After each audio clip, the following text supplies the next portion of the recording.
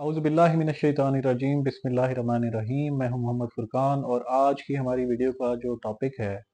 वो है, अगर कोई भी बंदा किसी को कोई रकम जो है वो उधार की मद में देता है या किसी कंसिडरेशन के अंदर देता है, कोई उसने चीज़ बाय की है, उसके एवज़ वो कोई रकम पे कर रहा है,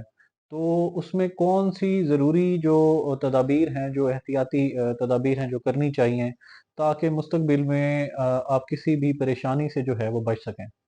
सबसे पहले तो अगर आपने किसी को कोई रकम उधार देनी है, तो आपने ये नहीं करना कि आप जाके जो है उसके घर जाएँ या उसकी जहाँ पे भी किसी भी जगह पे आप जाएँ और जाके आप उसको कैश जो है, पैसे जो है, आप उसके हवाले कर दें और उसकी कोई जो है ट्रांज़ैक्शन ना हो, मनी ट्रेल ना हो कि आपने वो रकम जो है वो किस किस लिए दिए हैं, किस वजह से दिए हैं। चंद चीज़ें हैं तो आपने ज़हन-नशीं कर लेना है। किसी भी रकम के लेन-देन के मामले में आपने ये बातें हमेशा याद रखनी है और इसी तरह ही आपने जो है वो पैसों का लेन-देन करना है। तो इसमें सबसे पहले तो आप जिस बंदे को भी कोई भी रकम जो है उसको दे रहे हैं किसी उधार की मद में या फिर किसी चीज़ की कंसिडरेशन में, अगर आपने कोई चीज़ खरीद की है तो उसकी पेमेंट के लिए आप वो पैसे दे रहे हैं।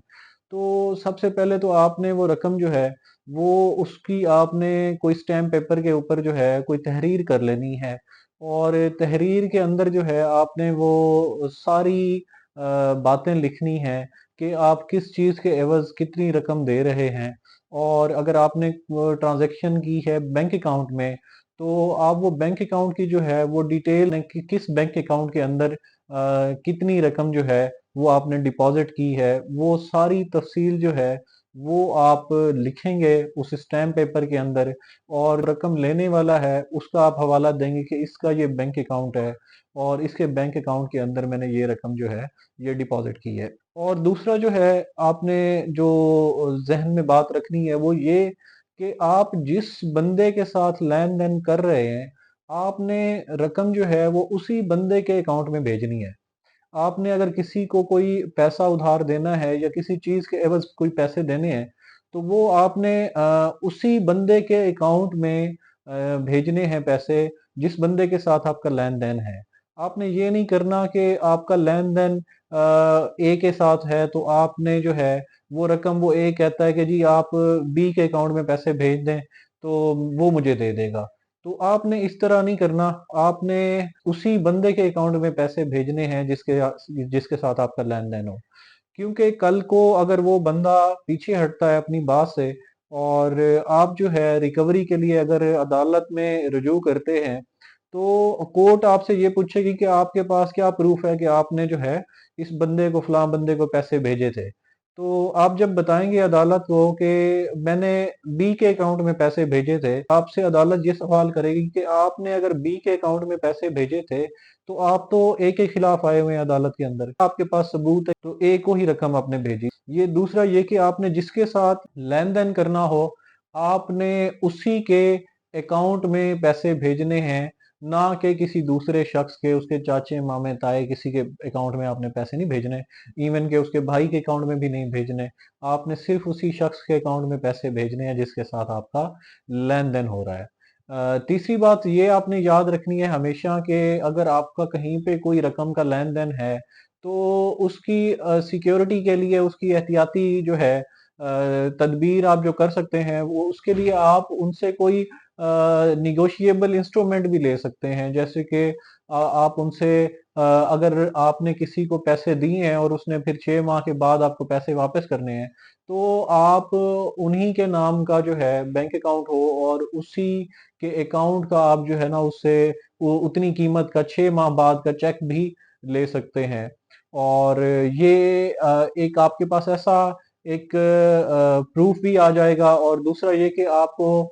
फर्दर एक सिक्योरिटी भी आपके पास रहेगी कि अगर वो बंदा अपनी बात से पीछे हटता है और वो आपको आपकी रकम जो है वो नहीं देता, तो आप लीगल तरीके से अपनी जो अमाउंट है वो रिकवर करवा सकते हैं। और ये तीसरी बात, और चौथी बात ये कि आप उस शख्स से जो है वो प्रोनोट भी बनवा सकते हैं। जितनी अमाउंट वो आपसे उधार ले रहा है, उतनी अमाउंट का जो है आप उससे प्रोनोट भी बनवा सकते हैं। और उस प्रोनोट के तहत भी आप उसके ऊपर जो है फर्दर, अगर वो बंदा अपनी बात से पीछे हटता है तो आप उस शख्स के ऊपर कानूनी कार्रवाई कर सकते हैं और अपनी रकम जो है वो आप वापस उससे ले सकते हैं।